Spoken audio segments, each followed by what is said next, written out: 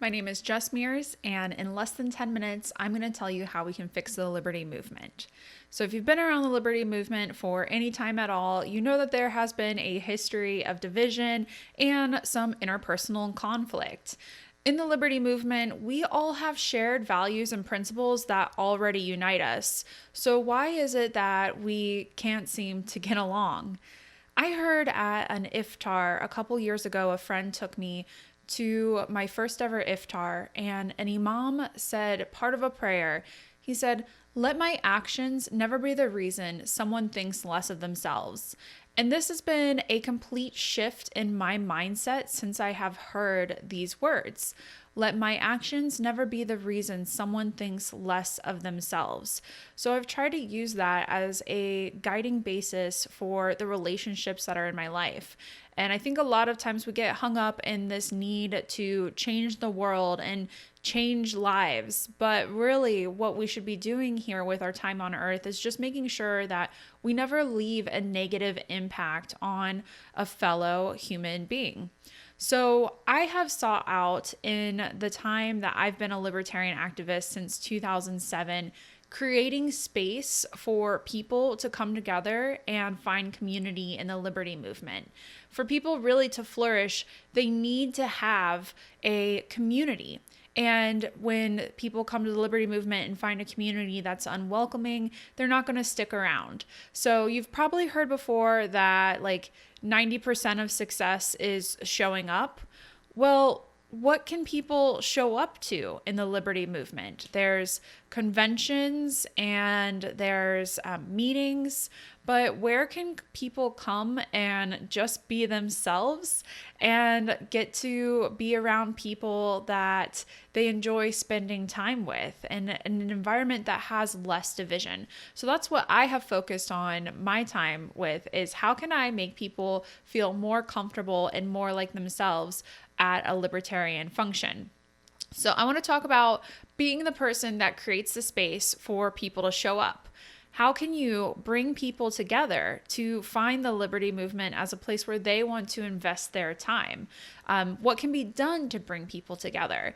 Earlier in probably March or April of 2021, I hosted a clubhouse room with Dave Smith and Justin Amash, and Spike Cohen came. This was an attempt from bringing people together, not in a physical space, but in a digital space. But it was something that we could do to try to get people talking with each other. And community is really one of those things that comes together when people are physically able to be together. So that's what I want to focus on in the next few minutes, is how can we bring people together in physical spaces and try to have a better sense of community in the liberty movement. Relationships are a lot like Bitcoin, and the value goes up over time. So the more that you invest in your relationships, the more and more valuable that they're going to come. And what are you doing as a political activist or somebody involved in politics? You're really trying to expand your sphere of influence over people. And that means that you're going to need to build relationships. So what are some ways that you can try to build relationships if you have any kind of hesitation or you're just not comfortable yet with setting yourself up for hosting an event or something of the sort? There's a few ways that I would recommend trying to work on getting more comfortable building relationships. There's Clubhouse. It's a social media app. It's audio only. You don't have to leave your home. You don't even have to leave your pajamas. And you can start making conversations and meeting new people on Clubhouse. There's another thing I want to tell you about. It's called Lunch Club. And that is a platform that connects people with similar interests or in the same area. So that way you can have like a virtual meeting with somebody else and expand your sphere of influence. So those are just a couple ways that you could work towards trying to make new connections and maybe get yourself a little more comfortable with creating new relationships. Have you ever heard about the power of invitations?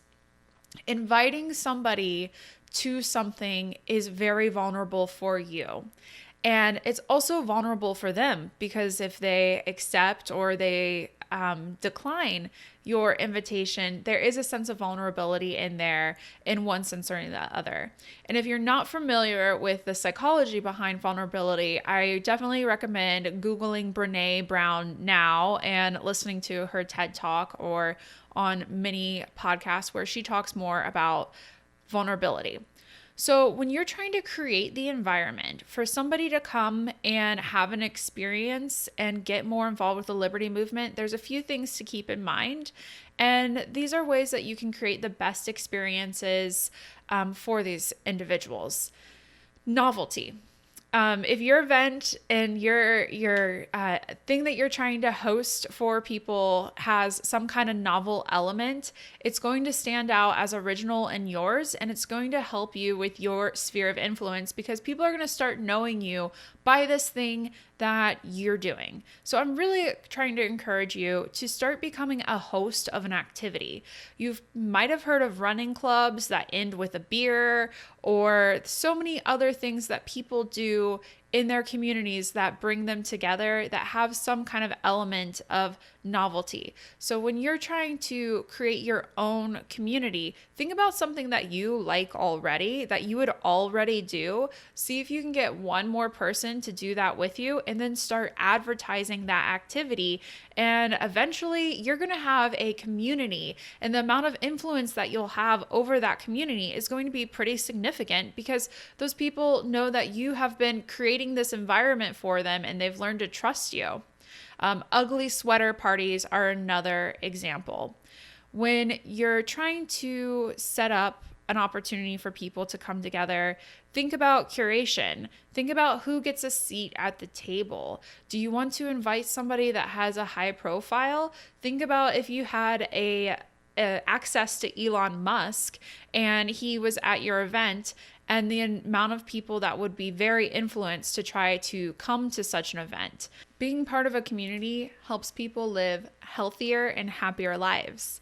The markers that indicate human longevity: first is your genetics. Second is your social ties, like your family and your close relationships. And third is social integration. Do you know the name of the cashier at the grocery store, or do you at least say hi to them? If you are well connected in your community, it's going to help you actually live longer. So that's why I'm advocating for us as libertarians to create community, to make the space for people to come together and to get to know one another.